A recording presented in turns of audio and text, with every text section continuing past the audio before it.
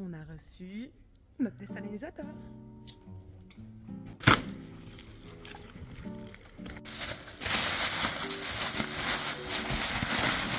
On va lire cette petite notice et puis après on va installer tout ça. On a réalisé cette vidéo parce qu'on a beaucoup cherché avant de trouver cette marque et on trouve que ça en vaut vraiment la peine, donc on voulait partager notre petite trouvaille. Et voilà, on a trouvé notre désalinisateur, un 65 litres de chez Aquanautica. Il est arrivé ici en Grèce sur le bateau. On les a rencontrés au boat show à Düsseldorf et leurs produits nous ont énormément plu. On a choisi le désalinisateur 65 litres modulable. Donc ça veut dire qu'on va pouvoir mettre les pièces dans différents endroits du bateau. C'est pas juste un gros bloc. Alors ici, nous avons une pompe de 12 volts 24 ampères, donc c'est très économique en électricité. On a décidé donc de mettre notre désalinisateur dans notre canapé, où il y aura toute la place sur toute la longueur pour mettre la membrane, les filtres et puis après tout le câblage. Notre cuve d'eau principale se trouve derrière ce mur sous le lit, donc on va pouvoir facilement passer le tuyau de 6 mm derrière le sofa directement dans la cuve. Nous avions donc reçu tout le matériel nécessaire pour faire l'installation. Aquanautica nous a tout fourni et ça c'était vraiment pratique.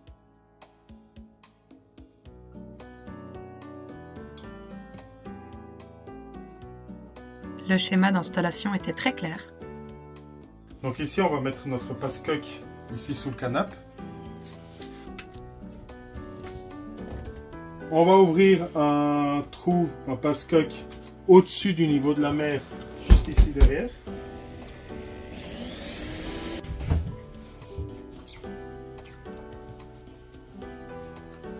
Donc, comme bien indiqué dans le manuel, nous passons 6 à 8 couches de téflon pour évidemment ne pas avoir de fuite d'eau au niveau des vis. Nous avons créé une base en bois pour pouvoir poser la membrane bien à plat. Donc ici, on a 2 tuyaux qui sont fournis par Aquanautica à haute pression et un tuyau normal.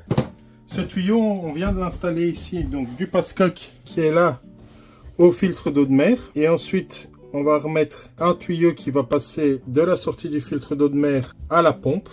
Et à partir de la pompe, on va mettre le tuyau à haute pression. On a aussi installé ici le filtre pour l'eau douce, donc qui va sortir et qui va revenir ici. Bon, idéalement, c'est pas bien de mettre les filtres au-dessus de la pompe électrique, parce qu'à chaque fois qu'on va changer les filtres, on risque de mouiller la pompe. Sauf que ici, on n'avait pas d'autre place. On a voulu mettre la pompe au plus bas. Ce qu'on va faire, c'est qu'on va mettre un sac plastique au-dessus de la pompe électrique à chaque fois qu'on voudra changer les filtres. Évidemment, ici, sur toutes les connexions, vous voyez, on a mis du téflon partout pour ne pas avoir de fuite. Ça, c'était déjà fourni, déjà installé.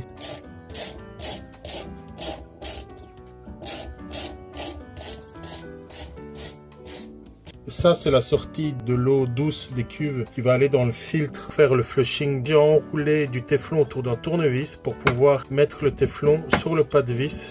Alors, tout ce qui est connexion hydraulique, c'est fini. On a bien installé la membrane au filtre, à la pompe. On va passer à la connexion électrique. La connexion électrique, il n'y a rien de plus simple. On a ici le petit contrôleur. On a une fiche verte, une fiche rouge, donc on ne peut pas se tromper. Avec les câbles qui sont fournis avec. Le câble est beaucoup trop long, j'ai pas besoin de tout ça. Donc vous voyez ici, c'est très simple à reconnecter. Moi, je vais le couper ici, je vais le reconnecter là. Toutes les connexions sont déjà réalisées, il ne suffit plus que de les clipper ensemble pour les connecter. Et ensuite, on a une connexion rouge et noire pour connecter au positif et au négatif du bateau. Je vais également mettre un petit fusible que j'ai acheté et qui n'est pas fourni avec à l'entrée de la pompe. Ici, je suis en train de mettre une fiche pour le connecter au câble du bateau. Et directement dans le sucre qui est fourni avec. Ces câbles-ci, le rouge et le noir, sont fournis aussi par Aquanautica.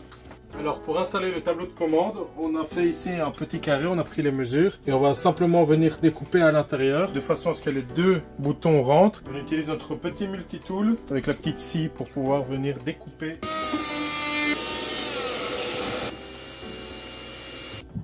Les connexions à l'arrière du tableau de contrôle sont aussi déjà faites. Ça y est, on va lancer le désalinisateur pour la première fois. La première utilisation, on suit à la lettre. On a bien tout suivi, on a allumé l'arrivée d'eau de mer, l'arrivée d'eau douce. Le plus important, c'est que la vanne soit ouverte pour la première utilisation. Tout est bien expliqué ici. Je pense que c'est le moment de lancer le désalinisateur. Donc on en appuyant commence sur Flushing button. Flushing, c'est celui-là, c'est juste. Le flush. Flushing, c'est la première étape pendant 3 minutes. C'est super silencieux, on est agréablement surpris C'est super silencieux, vraiment. que tout est ouvert et quand je monte dehors, on n'entend rien du tout. Et maintenant, on est à l'étape 5 d'allumer on le désalisateur. Pendant 15 minutes avec la valve ouverte. C'est pour bien laver le propylène de glycol.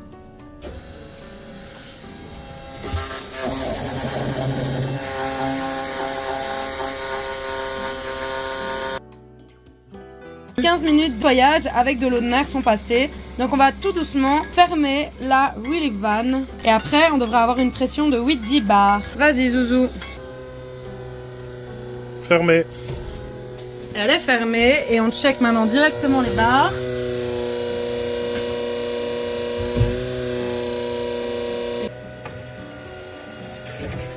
Et voilà, on peut maintenant consommer notre eau directement depuis notre robinet. Le ppm est excellent. À notre eau. Et voilà pour notre feedback, donc on est à 1 an d'utilisation sans problème, la salinité tourne autour de 160 ppm, donc parfaite pour boire, la consommation électrique nous convient à plus ou moins 25 ampères-heure, le rendement en eau est excellent, entre 55 et 70 litres en fonction de la température de l'eau, le qualité-prix est excellent, on n'a pas trouvé moins cher, et en plus il y a un service après-vente vraiment parfait et personnalisé, ils sont toujours présents, on a toujours été aidés par message, par appel, donc ça c'était un gros point fort pour nous, ainsi que la modulabilité du désalisateur, on peut poser vraiment les pièces où on veut, il n'y a pas d'électronique, on connaît l'installation par cœur et on saura tout réparer ou changer par nous-mêmes si besoin pendant notre tour du monde, donc ça nous donne une autonomie, on ne pourrait plus s'en passer aujourd'hui.